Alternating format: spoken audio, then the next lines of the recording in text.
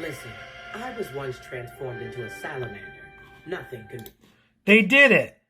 They finally referenced Threshold again in a canon, fun way. I can't believe it. And, well, Janeway is officially a salamander all over again. Wow, wow, wow, wow. Welcome, friends and enemies, new and old. We are back with another exciting episode of Star Trek Prodigy Season 1, Episode 18, this one entitled Mindwalk. If you are new here or have otherwise forgotten, spoilers are located ahead. If you are not interested in those whatsoever, you might want to bow out now. Consider yourself warned. Now, on with the show. So if you've been watching some of my prior reviews, you'll probably remember that I am very much enjoying this show. It's definitely up there in my estimation as far as the best current Star Trek show, feeling like a classic era Star Trek show. I've also mentioned that a couple of issues have been starting to show, based primarily on the fact that the format is children's animation and the runtime is so short. I feel like those cracks are showing a little bit more in the last few episodes. Not enough to really taint anything, but I feel like if it was given a little more time to be fleshed out, it could really be something amazing that people don't overlook. Because right now I feel like Prodigy is kind of that forgotten child in the modern era of Star Trek. The show that people aren't really paying attention to or even realizing it's on. Part of that might have to do with the fact that it's on Nickelodeon and not necessarily streaming all over the world in the same places. Here in the US, it is on Paramount, so I'm getting to watch it like a normal Star Trek show. Definitely enjoying the fact that it's being released weekly. I absolutely think that that needs to happen for a show like this. I don't like the whole binge model of dropping everything at once. If you have to, drop a couple of episodes a week. But I digress. Let's get back to the show itself, because we are vastly approaching the end of this season, and I do feel like the last couple of episodes in particular are dragging their feet so that we don't reach the end of the season too quickly. We don't get a resolution too quickly. For the last couple of episodes, after that one where Okana just kind of bounced and ran away and we never saw him again, they've kind of just been stuck inside the ship, telling stories, recounting their past, and not much forward momentum has been going on. Sure, we're getting some fantastic interactions. Sure, we're getting some fantastic backstory. Sure, we're actually getting more depth and information about the characters and the very slightest forward momentum of the actual show. For instance, the entirety of this episode takes place during a warp chase between the Dauntless and the Protostar, and that's not necessarily a bad thing. It was kind of the type of thing where we progressed 1 inch, but that progression was fun. Maybe they didn't really have enough storyline to reach this many episodes, so they're taking their time throwing in a couple of full episodes that really could do with just a partial episode structure. What I did really enjoy about this episode was getting to see our actors kind of do a switcheroo. During some kind of sci-fi convoluted technology meeting metaphysical stuff, Zero attempts to contact Janeway through a connection with Dal because she needs to boost her telepathic abilities. They think this might be the way to get to Janeway, get to the Dauntless, and share the information they need to share without contacting them via comms and without infecting the Federation with this horrible virus. What happens here is that Dal has all sorts of these genetically augmented DNA inside of him, and it's explained later on in the episode a bit too quickly, but again, that's something I touched on in prior reviews. I do believe that the format of the show doesn't really lend a realistic time frame for discovering how things are actually working. It's kind of just given to us because we only have a few minutes to get through the storyline. But they figure out it's his dormant Organian biology that he has some sort of shared DNA. Apparently, the Organians, before they became their big energy beings and passed to the next realm or whatever you want to call it, their physical bodies were able to connect with each other via telepathy or whatever you want to call it.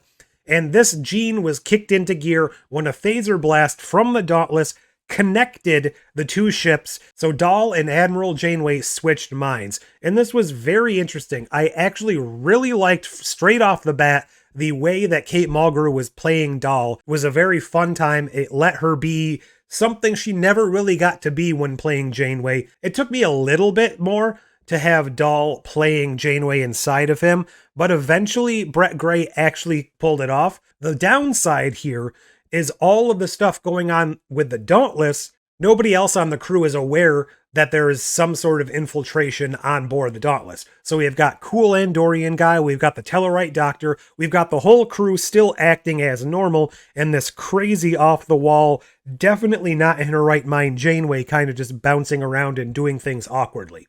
One thing I do have to say is I very much enjoyed the little tidbits in this episode of Star Trek technology and Star Trek lore when they discussed extending the warp bubble around the ships. And I mean, there's just so much extra detail in how the technology works.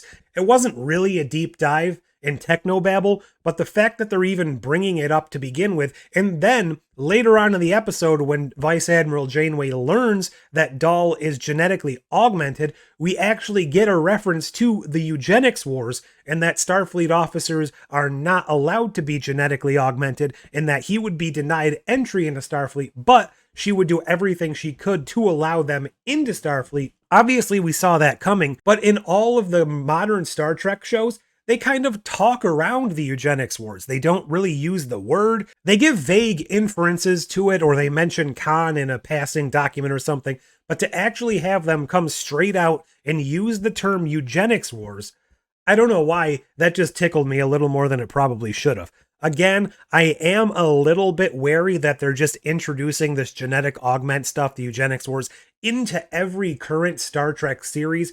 Almost all of them have a subplot or a character or something relating to genetic manipulation. And I don't know if that's because they're planning to do some grand crossover about Khan and the eugenics wars. They're planning a series revolving around him. I don't know. It seems like maybe everyone's doing it independently. But if that's the case, I would like some of them to stop because there's plenty of other stuff in Star Trek that they could be spending their time on. This episode, again, felt like a stall. While everything in it was great, we finally got that confrontation where Admiral Janeway figures out what's truly going on. We got some great scenes on the Dauntless, and at the end of the episode, when she's finally transferred back into her real body, she finds herself in the brig because, well, the Diviner and his cohorts had taken over the other member of the Diviner species, transferred back into her Trill form.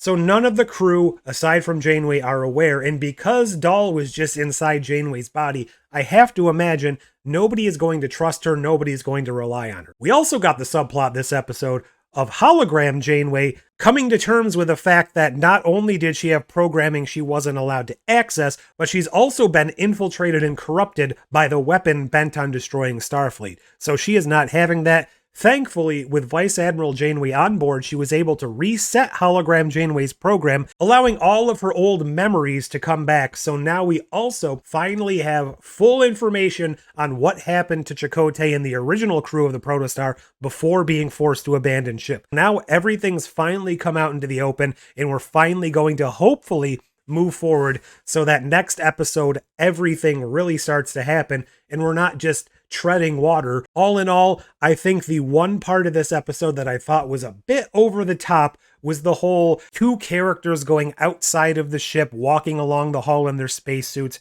trying to jump from ship to ship while they're both in a trans-warp bubble.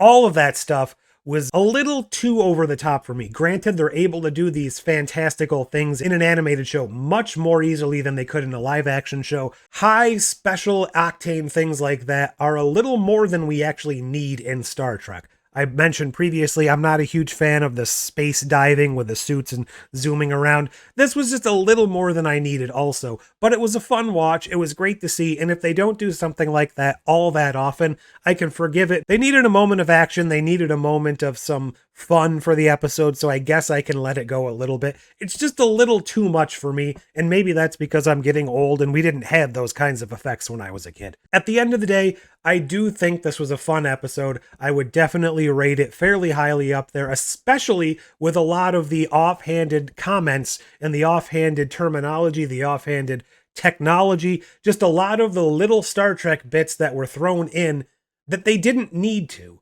And those are the little touches of love that I think propels this show a bit beyond almost all of the modern Star Trek that's being made. It just really seems like they care and they really want it to feel and look like it's set within the pre-established Star Trek canon. I'm really having trouble with the fact that they're doing this season in such vastly disconnected parts.